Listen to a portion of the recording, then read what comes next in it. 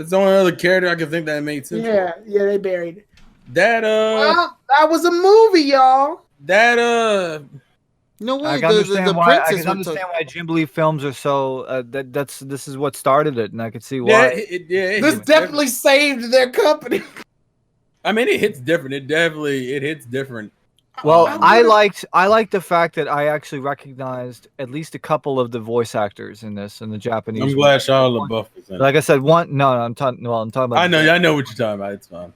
Like I said, it's that glocky character from like Time Bokan, the Time Bokan series. He has different names, but I recognize the Seiyu there. Like I said, it is a roller coaster. That was a film. That's I could have gone with her dying, but this is okay too. No, I think it's. Do you really want her to die? I feel like you really want. No, because it would have been disappointing. I mean, at least. No, I mean, I don't know. I like different genres. I like it would have been like a life for a life thing. Like she gave up hers to show us this, and then I don't know. Yeah, but like the problem is you wouldn't have known that the creatures were good. Yeah, exactly. Yeah. Like I understand what my problem is that you have characters in here who are like either unlikable or have no reason to like exist. They don't explain it. Like that fucking. I've been saying it the whole fucking thing. That girl, I don't remember her fucking name. The other princess. Mm-hmm. There's like nothing redeeming. We don't even know her backstory. We know she's been through some shit, and that's it.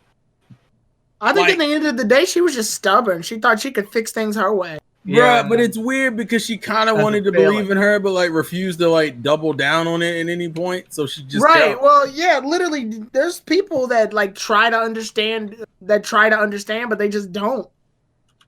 No, she didn't even. It's weird. It's like she gave herself hope and then refused to like acknowledge. That's what I'm saying. Like sometimes they let their pride get in the way. It's like, oh, I would in a different light, she would have been a good guy. But based on the circumstances and her pride, she stuck to her resolve, and her resolve, fortunately, was the wrong one. I think it would have been just desserts if she died.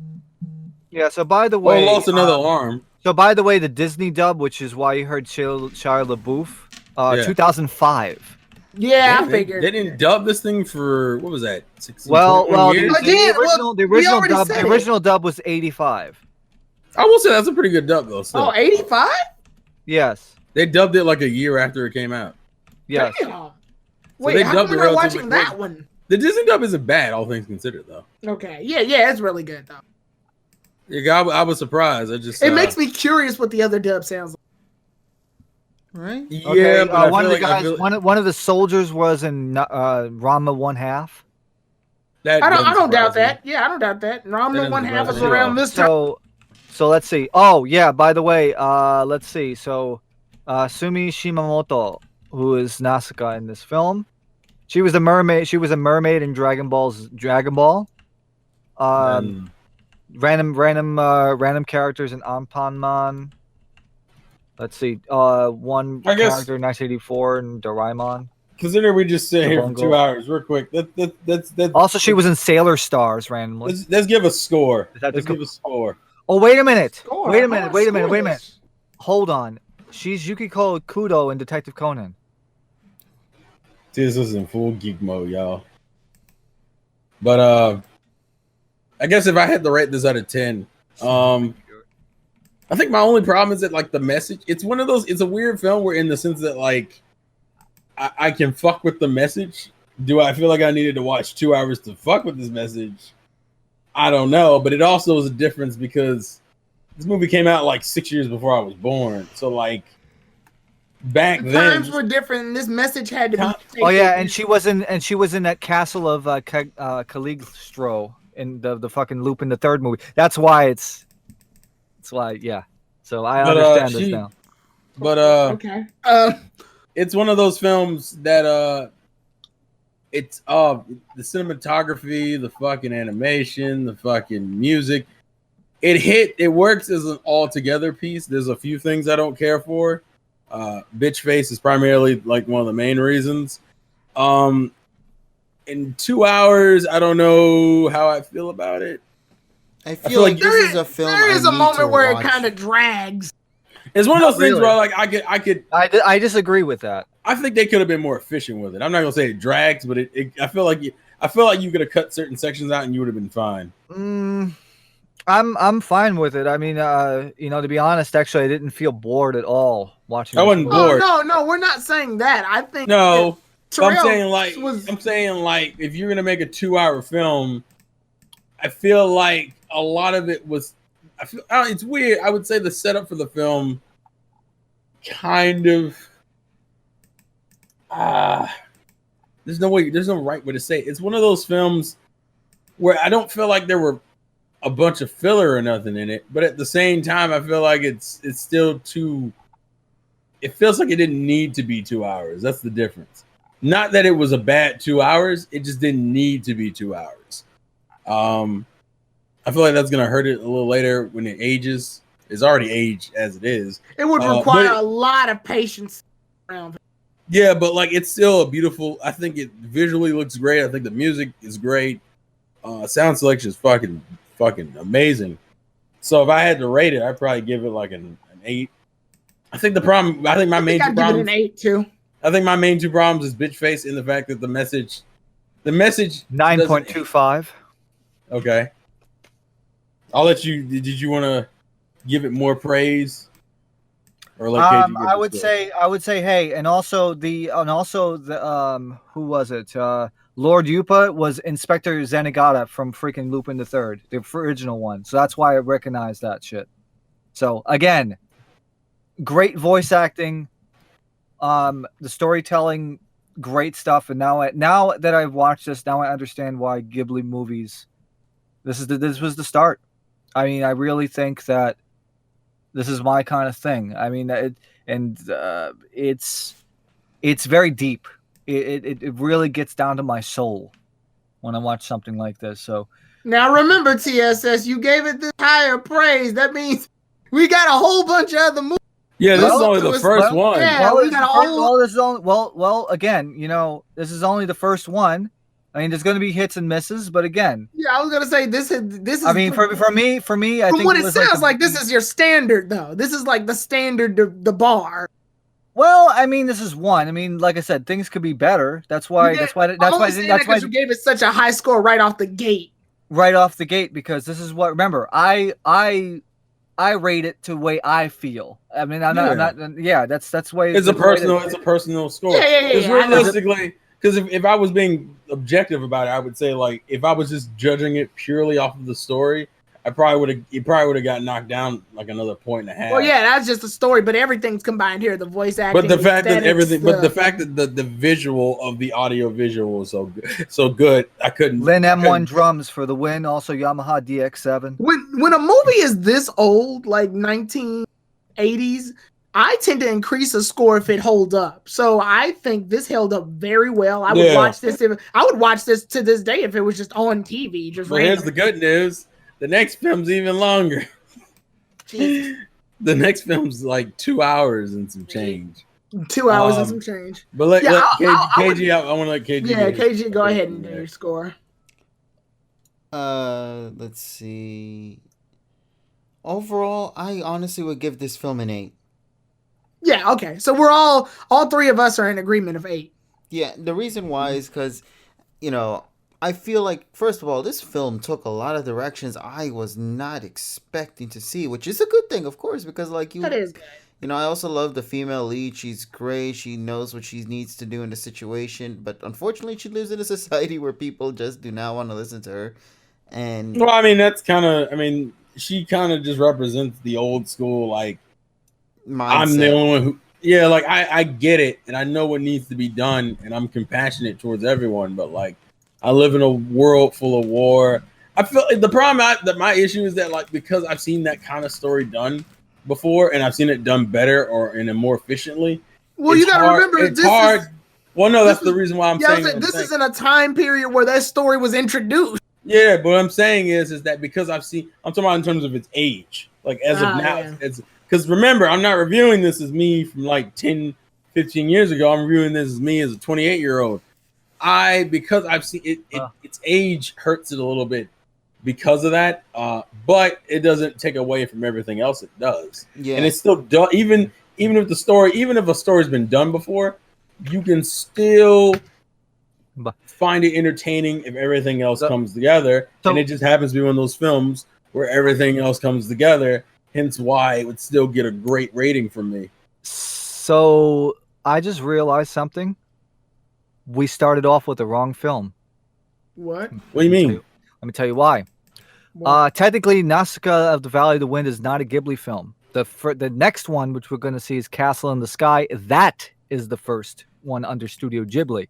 Now, if we were going to go with the Hayao Miyazaki movie, the first one would have been the Lupin the Third one from 1979. So we did it in the wrong fucking order. I enjoyed the experience. Yeah. Well, that's fine. I mean, it's fine. But from a technical standpoint, this was still before he created Studio Ghibli. So. So it would have been a Studio Ghibli film if a couple of years had just passed. Yeah, literally. Yeah, it was okay, well then I still count it. Then it's a Hayao Miyazaki movie. Yeah, I'm still counting it. I'm gonna say it's just like the 0th movie or some shit. We'll just call this episode 0. Yeah, I'll count it as that. I'm not. Yeah, because we can't count Lupin because Lupin is another. Yeah, I'm not gonna split hairs. Lupin is a pre-established IP. Yes. Right. Yeah. And so this will be Ghibli film 0. Yeah, I can. Yeah, I'll compromise. Yeah, we'll deal with that. Yeah, I'm not gonna split hairs like that. So. But KG, did you get to say everything? I don't know if we. No, I gave it an 8. Yeah, I gave it an 8. I really enjoyed the premise. I feel the message was given properly, and I just love that the film took directions that even now in this day and age, it's very risky, but they felt like it was pulled off properly, and overall had a good experience with it. Now, of course, you gotta respect it. Now, of course, I'm gonna rewatch it again. I want to take a closer listen to a lot of the things that go down in this film. Actually, listen. And, pay attention to some of the little details that might have been missed the first viewing. Because I feel like this is a film that's probably going to be one of those that you definitely need to rewatch it again just to kind of catch all the little minor details. It's a Ghibli film. I wouldn't mind actually taking TSS's Blu-ray version. I would, if I found this Blu-ray version in a store, I would pick it up. It got released on Blu-ray. Yeah, I know. I'm just saying, if I re-released recently. Yeah. If I found it or just decided to go on the internet and search for it, I'd get the Blu-ray version. Yeah. It's only, once again, just going to rewatch it again later. But for where it stands, though, I like the premise. I love the design of the characters. I love the atmosphere. I love the direction of animation. Some of them looking like they were just ripped out of a manga/comic series, Yeah. And I like the level clone. of... I was gonna say I love the creativity in the fantasy world they create. One of the things that's really hard to do, especially nowadays, is create original concepts. And here we see a lot of creatures that, while weird as hell, and some of them just straight butt ugly, they're original. Like they're created concepts. Even now, you don't even see anything to match to what was exactly. They're created concept. And I know we made a lot of jokes, but that's one of the things that is actually very interesting is like Pokemon came from a level of creativity and this came before Pokemon. So there was a lot of originality done in this film and they created a fantasy world that was believable, even if it had like generations of technology all in. Like if anything, it was a very magical, wondrous world that they created that I felt comfortable watching an hour and what, 30 minutes, 40 minutes? No, it's 2 hours. Almost 2 hours, yeah. It is 2 hours. It's an hour and 50. It's an hour and 57 minutes, but it's 117 minutes, man. Okay, so basically, they made a world that I could feel comfortable watching for 2 hours. There was never a point where anything looks inconsistent or off. It's one of those films. I'll put it this way, and that's probably the reason why I keep it at an 8. But it's for me personally, a film's rewatchability kind of hinges on two things. It's usually the messaging and the conveying of said message. Give me an example. A Disney film, WALL-E. Love that movie to death. I love WALL-E. And WALL-E's a film that the latter half of it is pretty much an environmental message. Like that's the whole premise. That's the latter half. In this film, I think it's about the same point. You get to around halfway and you realize, oh, because in the beginning we're just learning about the world and the lore and what's going on. Like during the early parts of this commentary, we're just figuring things out. And then once we get to the realization, like, oh, okay, it's a man versus nature kind of plot. Well, it's not only that. It's not only that. I would also say that this does a really good job in world building. You know, we always say about that's what I mean.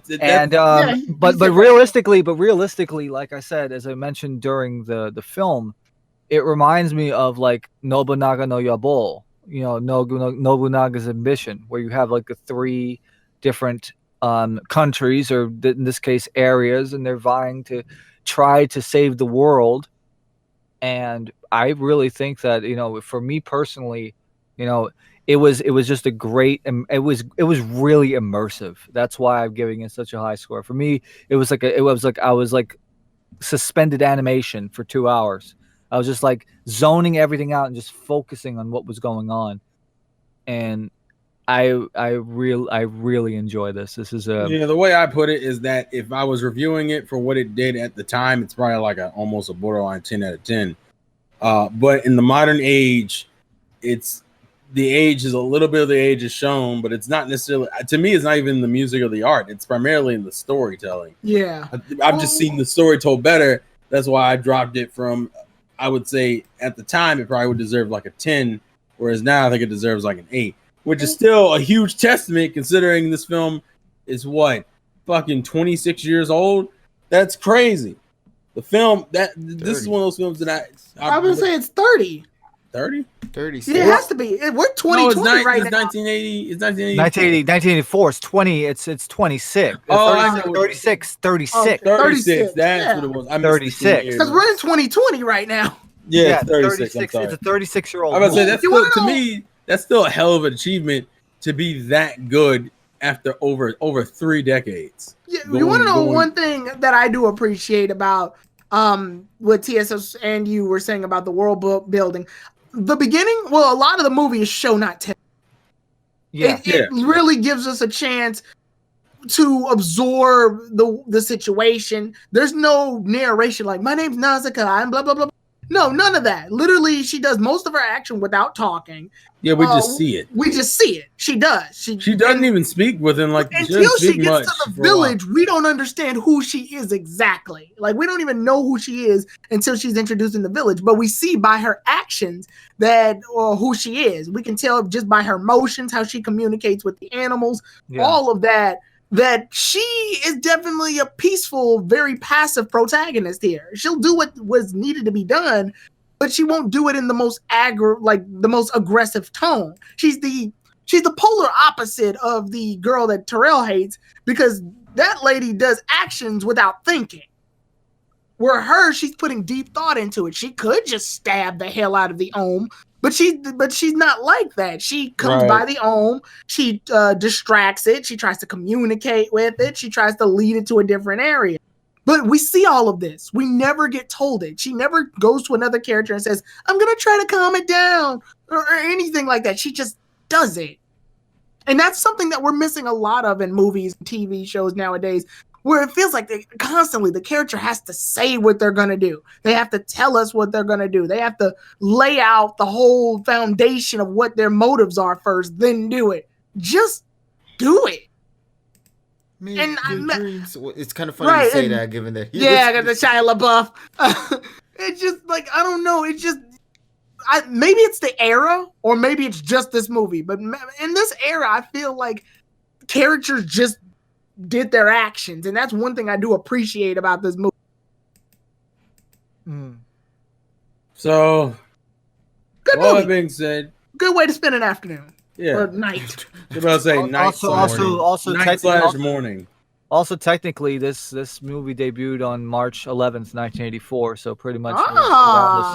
That's crazy. Okay. Yeah. That was the biggest coinkydink I think we. Good job, Terrell. I didn't even to those who are listening to this reaction, we recorded this on March 14th. No, 13th, technically. 13th to the 14th. Yeah, we started on the 13th, and then we took us 24 hours. We could have lied to them. Yeah, we could have said we were trying to record it on the 11th, but it took us like 3 days. I want to have finish like this maybe In conversation. reality, we procrastinated so long. Yeah, that's literally what it was. So at the end of the day, really, really good film. Nessa, what did you think of the first half? You're garbage, yo.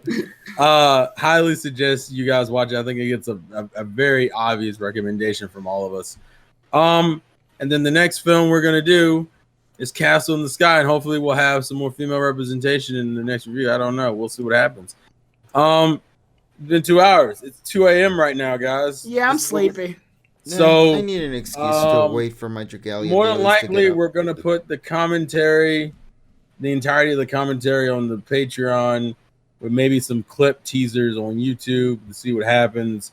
Disney's probably gonna catch us like a motherfucker. That's part of the reason why I'm not rushing that part. And then this like little review section at the end will be on YouTube in its entirety, because I'll probably just put up like a picture or some shit, or use our icons or something. So we should be fine on that point. So even if you want to check out the commentary, go to the Patreon. Here, this is our little review because it's 2 a.m. and we're tired. And we're gonna try to do all the Ghibli films, which there are a lot of them. I think there's like at least 12 or 13, and that's me eyeballing definitely it. more than 2. Shut up. The point is, I'm eyeballing it. So the next one is Castle in the Sky. Technically, there's 14. The commentary. Well, technically 13 to 14 if you want to do that, and plus there's a new one. There's a new one in production coming out, so it's number 14. Yeah. So I heard that one supposedly is the real finale. Yeah. For Miyazaki. Yeah, and some of us have seen certain ones. We might just do fucking commentary for all of them. We haven't really decided yet. I think that's what I want to do. I want to, because I've never seen any at of the this films. point, we're going at a pretty good pace. We're moving forward, but after all that being said, thank you, TSS, for hanging out. Thank you, Tyrone, for hanging out. Of course. Thank you, Kevin, for hanging out and recording. No problem. And we're tired, so let's a game. Let it win. We'll catch you guys later. This will not be up tonight, obviously, because I'm not expecting KG to give me a file at 2 o'clock in the morning. We'll save that shit for tomorrow. Mm-hmm. Peace, so later days. Oh, if you can, it's cool. Yeah. Peace, so later days, and we'll see you guys later. Peace. Oh, my hands, it hurts. I'm also, tired.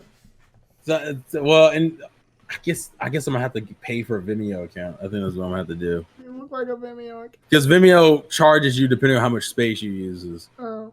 And I still need to do the stupid the movies. The fucking the episodes we did. I never uploaded those because it was the same thing. I edited it down and then I tried to put it on YouTube and they almost immediately got it. So I'm like, fuck, this is not gonna work. Patreon is your best friend. Yeah, so I'm gonna go through that. But yeah, you send me the audio file whenever you get the chance. Yeah, KG. I will. Thank you guys, and I guess I don't know if we'll do it next week. I'll see what everyone's schedule is. As long as we don't have to do it at like 11:30, though. Yeah. The only reason we did it is because I didn't know who was gonna show up, and some people didn't show up. Some other people lied to me. Pizza. And pizza and Pikachu and Pikachu and ranch and ranch and ranch and ranch and ranch and ranch